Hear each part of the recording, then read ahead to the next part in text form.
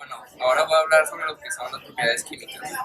El petróleo está compuesto principalmente de carbono e hidrógeno, que ya lo habíamos hablado antes. Su porción es de entre 83 y 87% de carbono y entre 11 a 14 de hidrógeno.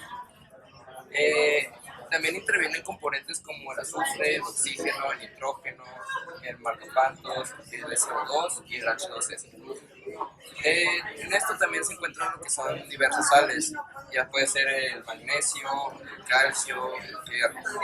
Hablar sobre la estructura de Lewis del pentano. La estructura de Lewis se compone de 32 electrones totales sacados por electrones de valencia del carbono, que son 4 multiplicados por 5, que son los números de átomos en la molécula, y estos al sumarlos con los electrones de hidrógeno te dan 12. Así colocas la cadena de los carbonos primero y luego colocas las demás de hidrógeno. Podemos ver que son 8 carbonos y a su alrededor se encuentran los hidrógenos. Esta es la estructura molecular y los electrones totales de este son 50 electrones del agua, donde podemos ver que en el oxígeno se encuentran enlazados con los dos hidrógenos, pero se encuentran dos pares de electrones sin enlazar, por lo que en la estructura geométrica de son dos pares de electrones no enlazados, por lo que los dos hidrógenos se hacen más cortos y así queda la estructura geométrica. La estructura de Lewis del ácido sulfúrico. En ese se encuentra el azufre como el elemento central, debido a que es el elemento con menos electronegatividad. Alrededor se encuentran los 4 oxígenos y por último se encuentran los hidrógenos. Esta es la estructura geométrica de este compuesto. Este de carbono. El carbono se encuentra en medio por ser el compuesto con menos electronegatividad. Los oxígenos alrededor. Esta es la estructura geométrica de nitrógeno, que no tiene un elemento como centro. Los dos elementos se encuentran enlazados con un doble enlace y alrededor de ellos, para completar tratar de hacer la ley del nobles gases, alcanzar los 8 electrones alrededor, hacen este doble enlace, pero nos damos cuenta que el nitrógeno no llega a completar los 8 electrones, que es una excepción a la regla. Esta es la estructura geométrica de Bueno, esta es la configuración electrónica de los elementos. Primero tenemos el carbono, que tiene 6 electrones, por lo que la configuración electrónica es esta, y su número cuántico magnético es 0 y tiene como spin más un medio, porque al momento de llenar el número cuántico, los fechas quedan hacia arriba. El oxígeno tiene como electrones un 8, tiene un spin de menos un medio, debido a que al llenar su número cuántico magnético queda la flechita hacia abajo en el menos 1. Esta es la configuración del hidrógeno. Esta es la configuración electrónica del azufre y del nitrógeno. Lo que podemos ver que ahora es que usamos los gases nobles para hacer su configuración electrónica. Esto para hacerlo más corta, y podemos ver que su spin queda en menos un medio, debido a que la flechita en el número magnético queda hacia abajo, y en el nitrógeno más un medio, debido a que la última flechita, la que llenamos el número magnético, queda hacia arriba. Okay. Otros compuestos que se encuentran dentro del petróleo son el agua y el ácido sulfúrico.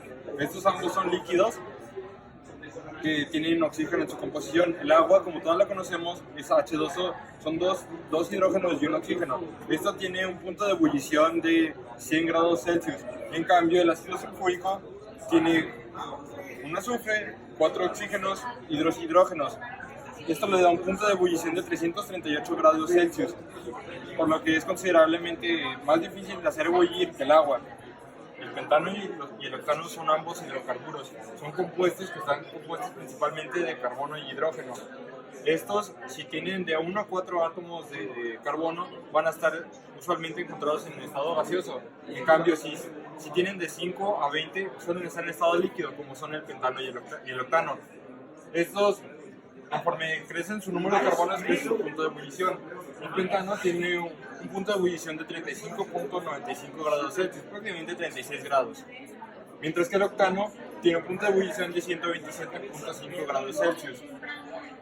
Ambos comparten características similares, ya que son ambos hechos de lo mismo, solo con distintas cadenas. El óxido de nitrógeno y el dióxido de carbono, ambos son gases. Estos gases tienen un punto de ebullición demasiado bajo, por debajo de los 0 grados. El óxido de nitrógeno a los menos 152 grados Celsius y el dióxido de carbono a los menos 57 grados Celsius. El óxido de nitrógeno es un oxígeno y un nitrógeno combinados. En cambio, el dióxido de carbono es un carbono que está enlazado a 2 oxígenos. Bueno, voy a hablar sobre los hidrocarburos. ¿Qué es un hidrocarburo? Un hidrocarburo son compuestos orgánicos que están formados por átomos de hidrógeno y de carbono. Existen varios tipos de hidrocarburos.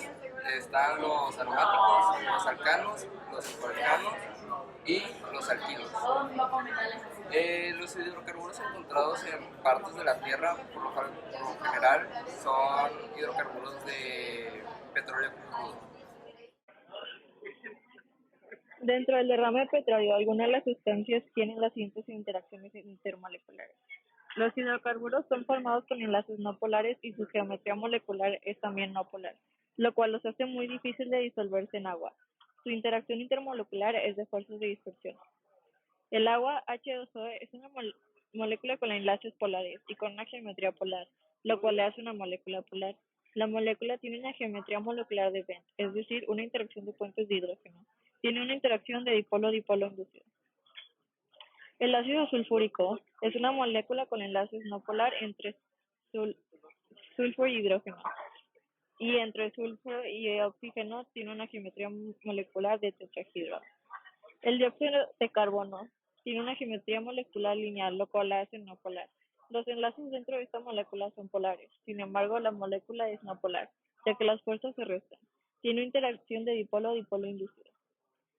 El óxido de nitrógeno tiene enlaces no polares, lo cual hace tener una interacción intermolecular de fuerzas de dispersión. En México, las autoridades responsables de la producción, transportación y comercialización del petróleo es la institución Pemex Petróleos Mexicanos. Fue creada hace más de 80 años por Lázaro Cárdenas y desde sus inicios se ha visto envuelta en temas como corrupción, sobornos, mal mantenimiento, mala organización, etc. Pemex está encargada de la producción de 1.7 millones de barriles al día. Para ejemplificar, podemos mencionar los derrames de Minatitlán, Veracruz, México, Campeche, etc. Actualmente, Pemex intenta crear de energía renovable a través de etanol, pero su principal barrera es la litigación política y constitucional, que ha puesto muchas trabas para lograrlo. Es necesario exigir nuestros derechos como ciudadanos demócratas y exigir la eficiencia del consumo de los recursos a las gestiones gubernamentales actuales. De otra manera, los daños y el impacto negativo ambiental que se ha visto en los últimos años serán constantes e irreversibles, y el cambio será simplemente una utopía. Como equipo, estamos convencidos que es necesario integrar más a la comunidad científica en esta institución y comunidad científica interesada en el impacto ambiental, además de personas con calidad humana que no tengan marco dentro del egoísmo. Existen varias maneras de remover el petróleo de la tierra o del agua, por ejemplo, la manera mecánica o usando microorganismos capaces de digerir los compuestos del petróleo, como si fuera una cáscara de plátano. La opción propuesta por el equipo es la recolección de este empleando sorbentes, más bien conocidos como esponjas. Esta propuesta parece bastante viable, ya que esto puede ser hecho con materiales tanto naturales como sintéticos. Si son materiales naturales o biodegradables, es mucho más fácil eliminarlos cuando ya hayan sido usados. Además, de esta manera podremos recolectar los hidrocarburos y utilizarlos o recuperar cierta parte de ellos para un uso posterior.